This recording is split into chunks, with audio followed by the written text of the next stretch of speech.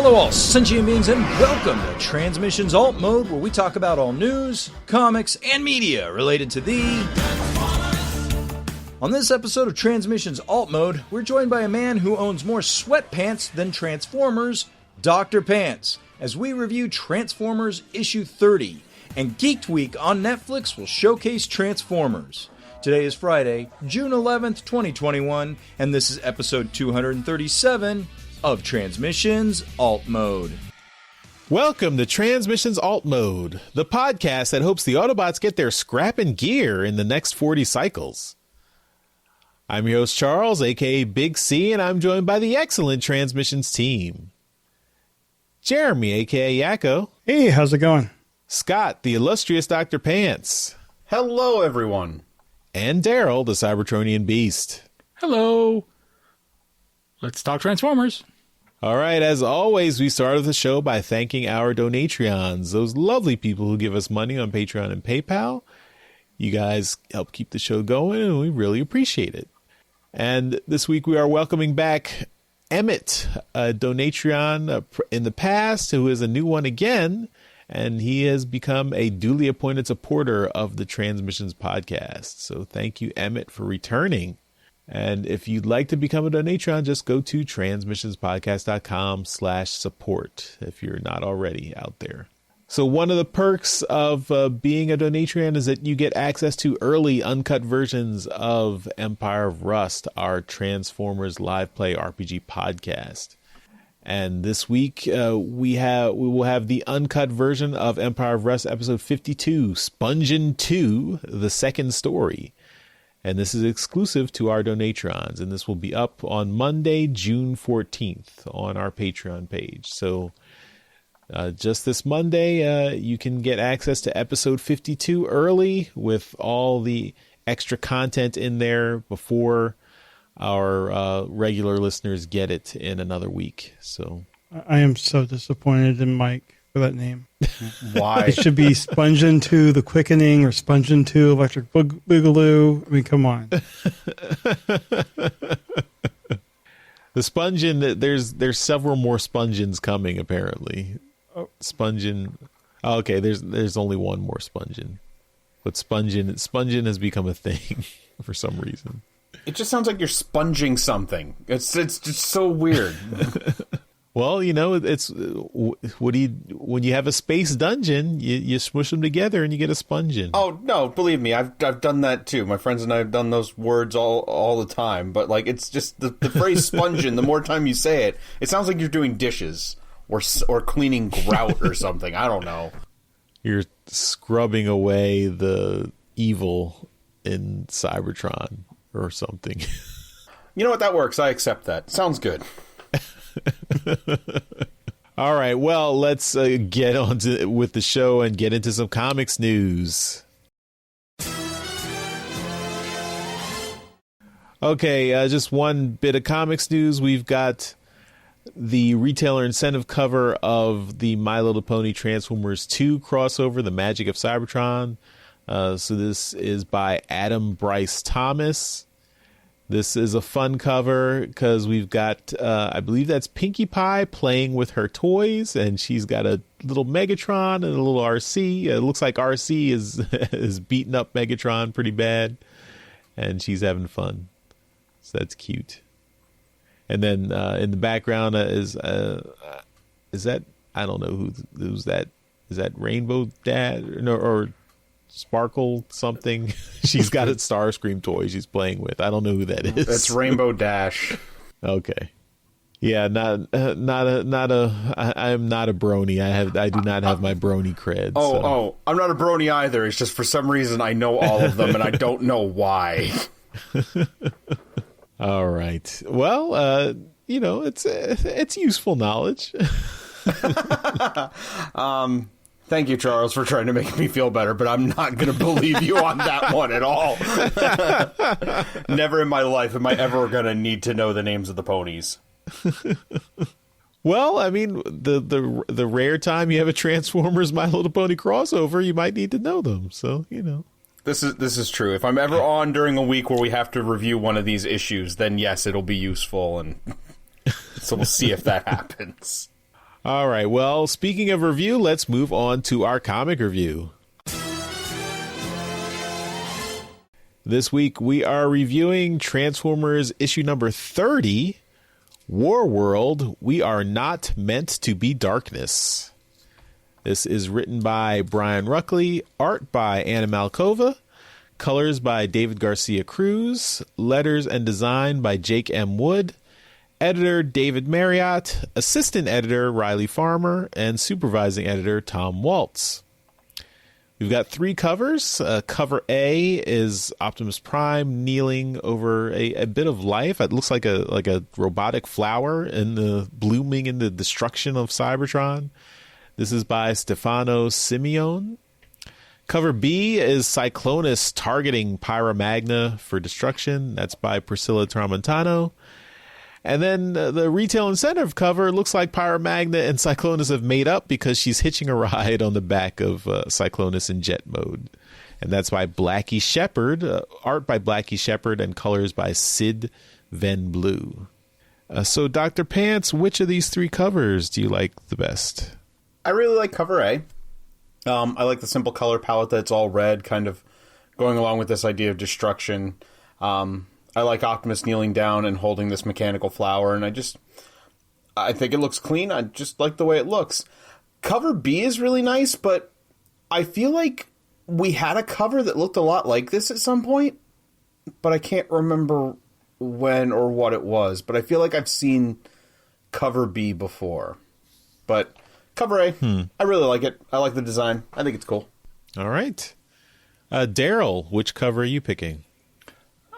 I'm picking cover B. Because I don't think I've seen it before.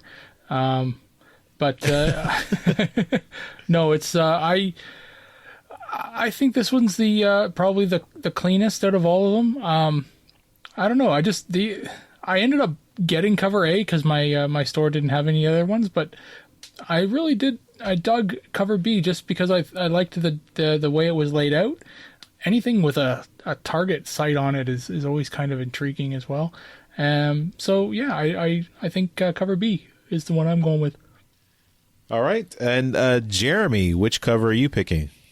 I am having a hard time picking between covers A and B, and now I'm like, I like them both. I really do like the crosshairs, although I'm just now noticing it looks like in the background, is that like a photo of the moon or something? I don't know.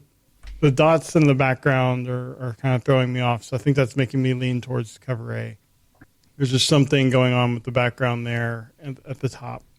Yeah, I'm noticing that now that you pointed it out, but yeah, not sure what.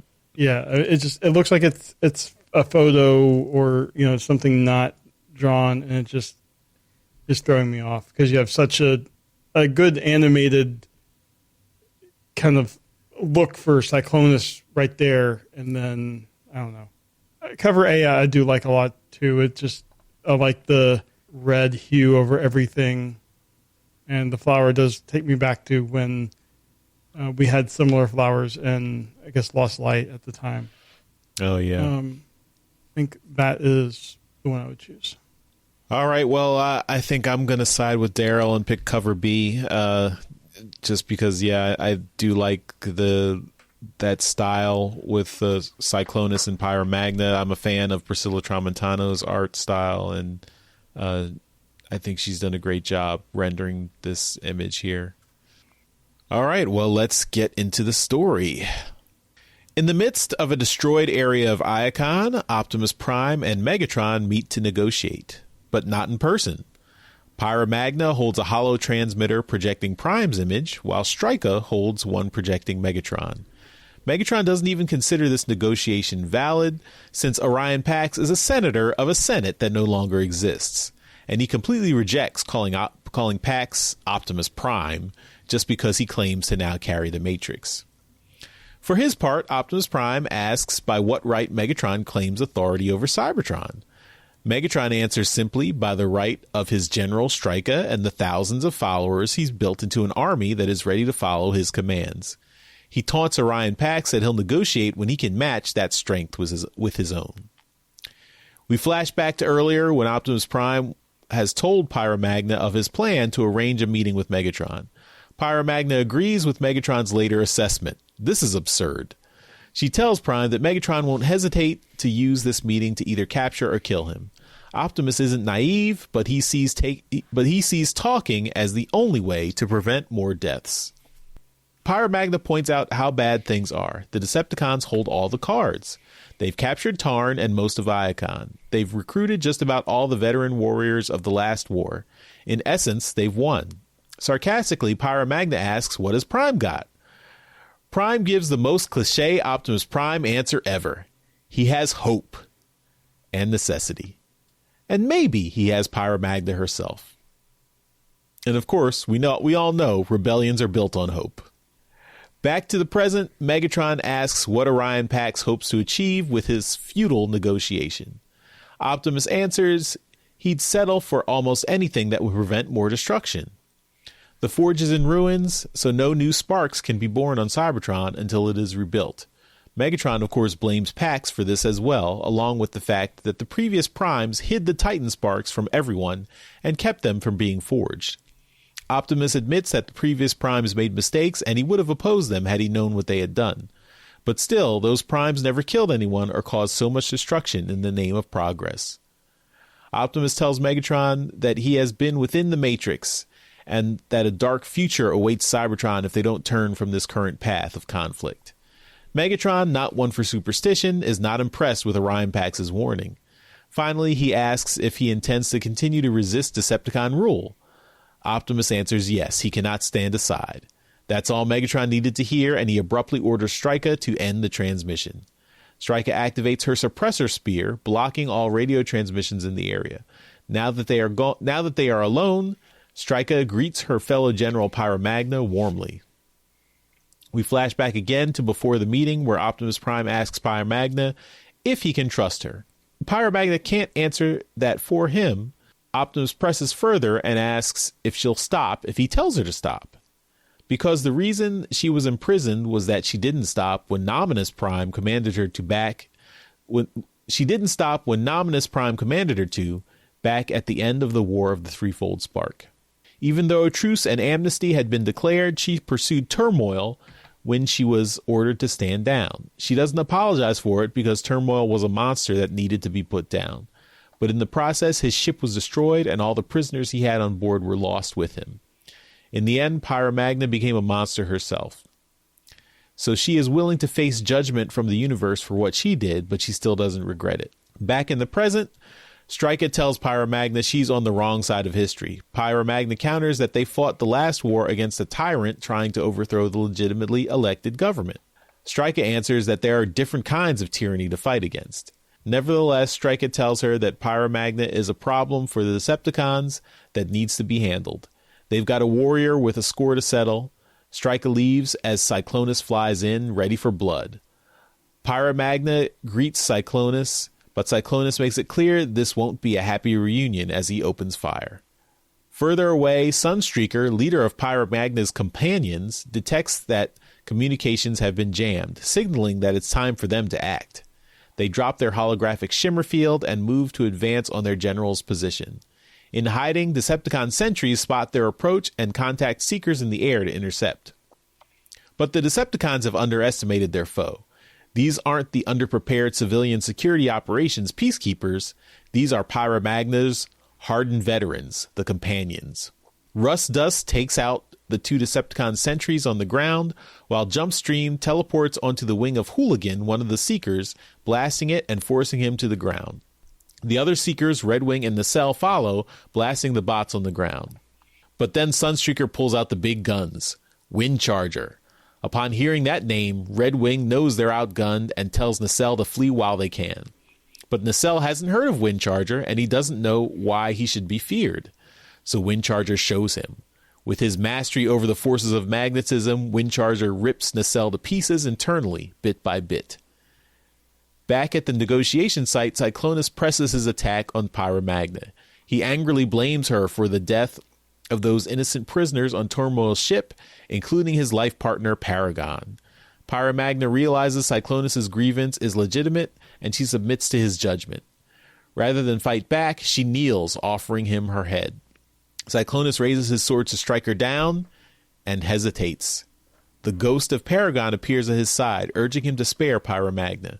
After a moment, Pyromagna sees Cyclonus has decided to offer mercy. With that decision made, she goes to destroy the suppressor spear and communications are reestablished. The companions reach Pyromagna and they leave the field. Cyclonus is left to ponder his own fate now that he has turned away from the path of vengeance.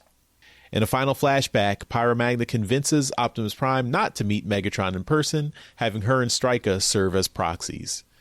Prime doesn't forgive Pyromagna her past crimes, but she is needed to serve now more than ever. If Megatron wins, he'll take Cybertron down a dark path. Optimus must do all he can to oppose him and that future.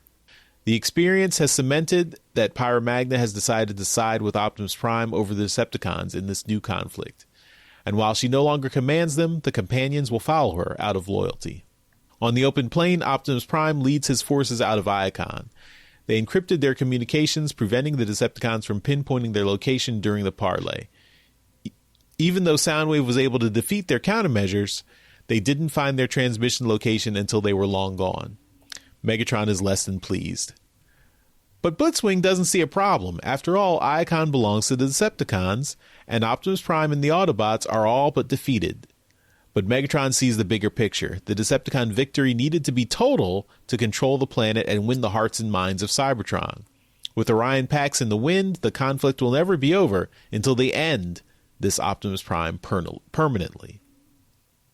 Finally, as the Autobot resistance leads a convoy out of Cybertron, Optimus Prime climbs to the top of a dormant Titan to look out over the devastated city of Iacon and laments what has been lost. To be continued. And it looks like, so this, I think this is the end of this Warworld arc because the next tease is 40 cycles later. So we're going to have a time jump of 40 cycles. And we're going to see what the state of the war is in the next issue. So I don't know if cycles are equivalent to days or years, but there's going to be some significant time passed after the next issue. I really enjoyed this issue. I thought this was a really well done issue. The art was great. Anna Malkova's art continues to get better and better. I really like this.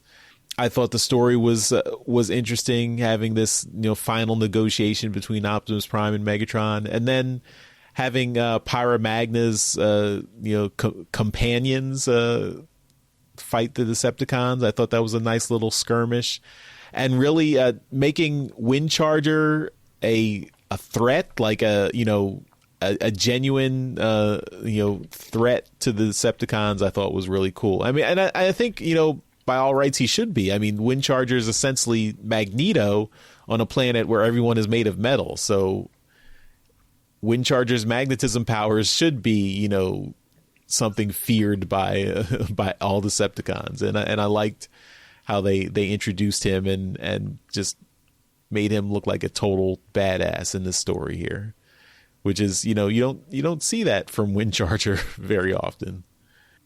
And I just thought this was a good story and kind of ends this first phase of the war on Cybertron. So, Daryl, what did you think of this story? It was pretty boring for me. There was a lot of talking. All they did was talk.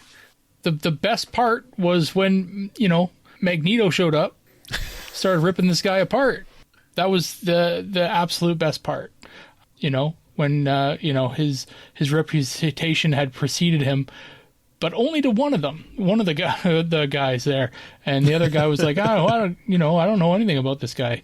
So the part that gets me is that issue 29 was just a great issue, and we had a bunch of really great questions that I was ready to hear answers to.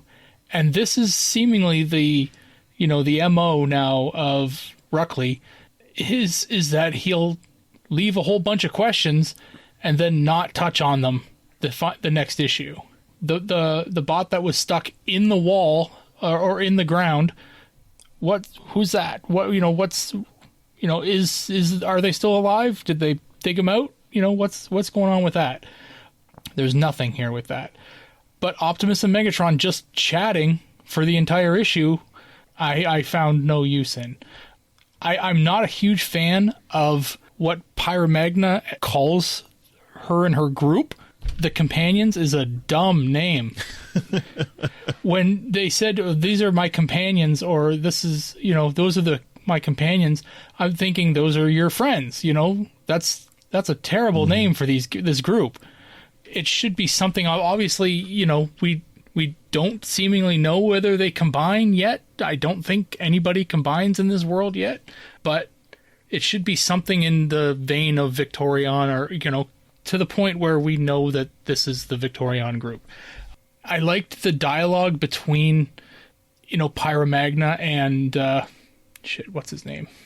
Stryka? Stryka, yeah, Stryka. So I liked the dialogue between those two. They had a lot of respect for each other. They knew each other from before. And then Cyclonus shows up and he wants to take his revenge. But why is he getting held back? Why is this ghost holding him back? I guess we'll find out in 10 issues or so, whenever Brian Ruckley decides he wants to fill us in on that plot point. I was not as thrilled with this book as you were. I'll give you the art. The art looks good. Anna did a fantastic job on this one. A lot of more of the same compliments that I gave her last time with issue 29. Great backgrounds, a lot of great characters just standing in the backgrounds, not doing anything, and just being there, populating the world. That's fantastic. Very dynamic art. When Windcharger, dismantles whoever this Rainmaker is, it looks great. It's very very dynamic. So art looks great. Nacelle, okay. So yeah, it looks great. But as far as the grand scheme of the book, I found it very, very subpar. Yeah. All right. Yeah. I mean, I guess I felt like the balance was still okay. The dialogue versus the action. I felt like it was still enough action to hold my interest. But yeah, to each his own. And I think, I don't know. The Cyclonus thing, I guess you have, he maybe he didn't want to, maybe it was the idea of striking down someone who's not fighting back. Maybe that was what made him hesitate. But yeah, again, that's still open to interpretation. So there's, maybe there's more to explain. Obviously, there. One of his ghost buddies is holding him back. Yeah. There's a reason for that, or else, this is Cyclonus's former mate. Is that right? Is that what I'm remembering? Exactly. Right. Paragon. Yeah. Right. Let's not leave this plot point forever. Like in the next issue, which I guess is in the future now, so we'll never get the answer to this. We'll see, I guess. All right, Dr. Pants, what did you think of this issue? I'm a little torn on the issue, because there's some parts of it I like and some things I don't, which is unusual for this, because I've actually really loved this run from the beginning. My problem is I don't feel like there's enough going... I don't feel like they did enough for the story of what they were doing with Warworld to warrant an entire issue.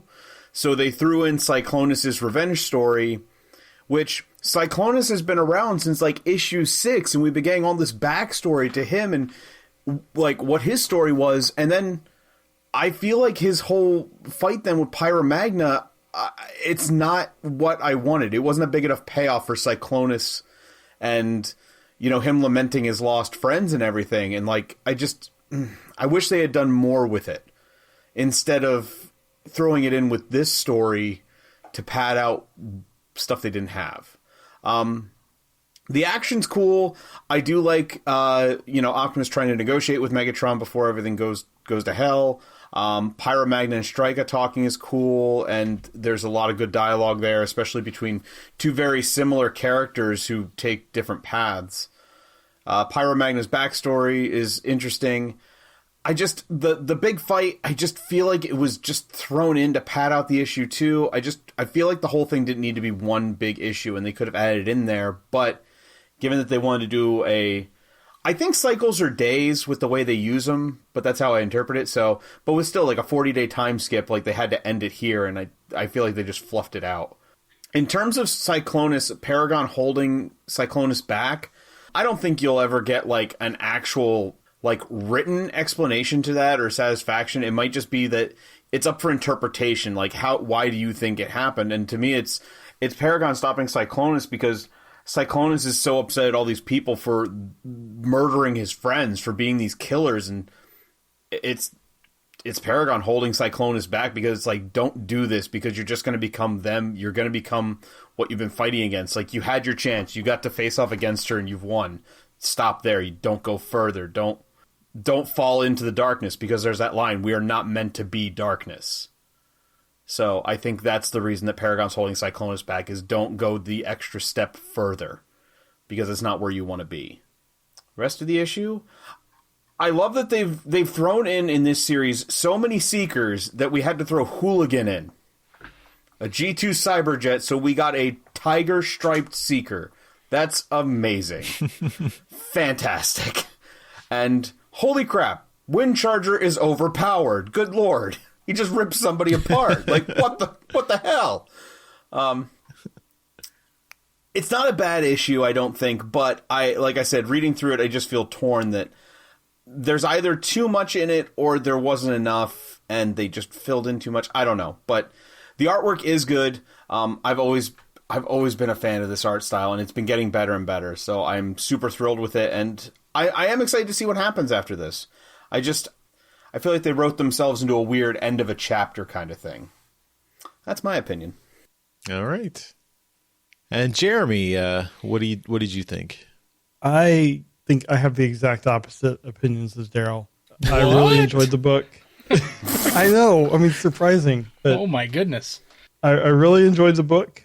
I do wish there was more action, as I do with much of the series, but I realized as y'all were talking that I completely forgot to read issue 29, because I think it was one of those weeks I was out and I just never got around to reading it. But even with missing that, I guess that says something for the writing, that I was able to just go from 28 to this, not really see anything was missing. But I guess my biggest complaint about the book was the time jumps between the current time where Pyro Magna and Stryka are there, letting Optimus and Megatron talk, and then the flashbacks. Like where in the past series there was something either like panel corners or just something to indicate that the page you're reading is a flashback. It was a little bit jarring at first. I'm like, wait, they were just talking. Where are they now?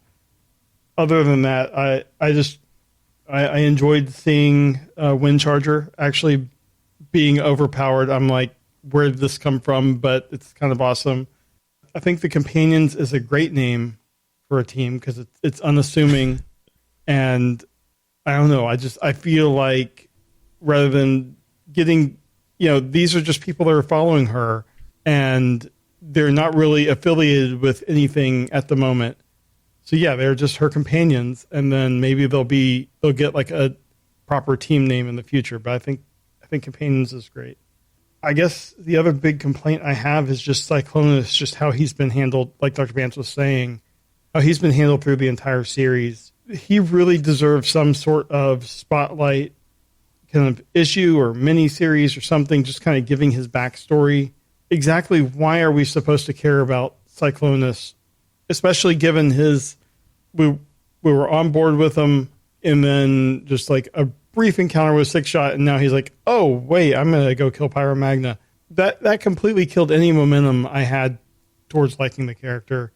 And now I'm just like, I can kind of see you're trying to show he's honorable, but I was on board with him being honorable when he was going after Six Shot. And I don't know, it just right now I don't really have any connection to the character because he's been kicked around. So there really needs to be some focus spin on Cyclonus, I feel like.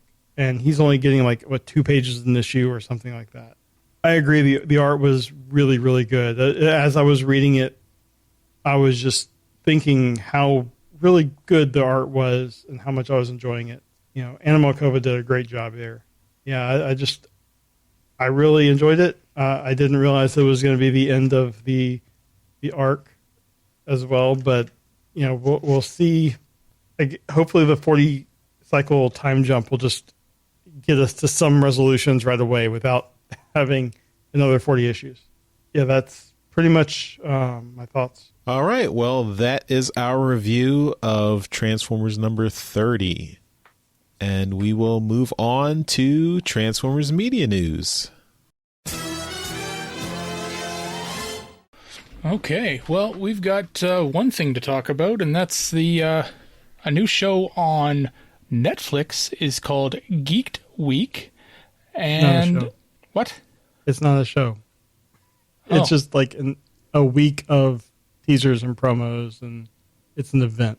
Oh. So it's like on YouTube and Twitch. And by the time alt mode goes up, it will already be out on YouTube. So we'll probably link directly to it on YouTube so everyone can see it. Well, great. So this online event that I'm learning about is called Geeked Week, and they're going to be talking about some Transformers stuff because Netflix is doing Transformers shows.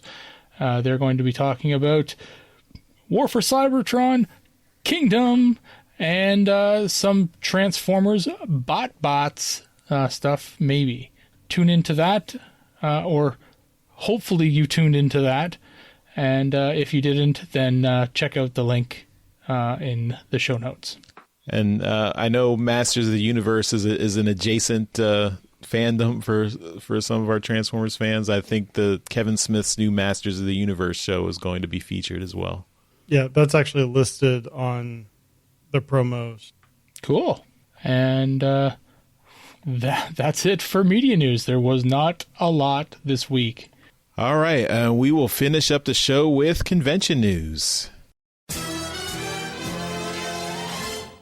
All right, as we mentioned on the toy show this week, TFCon Baltimore tickets are now on sale, as well as the hotel block. You can go to tfcon.com for all of that. Basically, it's $110 for the premium weekend pass, $55 for the regular one, and more details at tfcon.com. And then also, Bath Comic Con Sunday, September 26th, is going to have a couple guests that we are fans of. John Paul Beauvais and Simon Furman are both going to be at the show. Just check them out. If you see JP, ask him for a ham. I'm sure he'll have plenty on hand. And yeah, that'll be fun. Nice to see comic or more traditional kind of comic conventions coming back around. That is all we have for comic news or for convention news. All right, well, that takes us to the end of the show. And as always, we give a shout out to our Masterpiece Donatrons. Thank you so much to John 4X Levengood and Dinobot Maximize for continuing to support the show at our highest level. You guys are awesome. And Dr. Pants, thanks again for joining us this week. So tell everyone where they can find your stuff online. You can find me and my friends / co-host doing stuff at nerdstradamus.com. Our main output of different media is the YouTube channel, Nerdstradamus, so you can check us out there. We're also on Facebook, Instagram, and Twitter. We're Nerdstradamus everywhere, except for Twitter. We're Nerdstradamus DL. And if you're into video games and whatnot, E3 weekend is, well, it's already started. I believe today, when this goes up, we'll already be knee-deep in E3, so you can check us out. We'll be doing live reactions and stuff to all the announcements there. So keep an eye out for that. But, yeah, Nerdstradamus everywhere. Switch Pro incoming, or Super Switch, or Switch 4K, whatever they call it. I have my thoughts on this. Do we have another half an hour that I could rant? We can finish this show and then start up a new recording. Let's just say I hope so, but we'll see. Nerdstradamus.com, everyone. All right, and if you want to buy some merchandise from our TeePublic store, you can go to transmissionspodcast.com/shop. That helps out the show as well. You can buy some of our cool Transmissions shirts, masks, and other merchandise. Or if you want to buy anything from TeePublic, use our link, transmissionspodcast.com/shop. That will help out the show. All right, everyone. Thanks again for listening, and we will see you next time. Bye-bye. See ya. Bye. Later. Hey everyone, thanks for listening to this episode of Transmissions. But just because this episode is over doesn't mean the Transformers fun has to stop. Join us and other Transformers fans on our Discord chat server by visiting transmissionspodcast.com/discord. If you would like to learn more about how you could support the Transmissions Podcast, just visit transmissionspodcast.com/support. Thank you all for listening, and we'll see you again next week.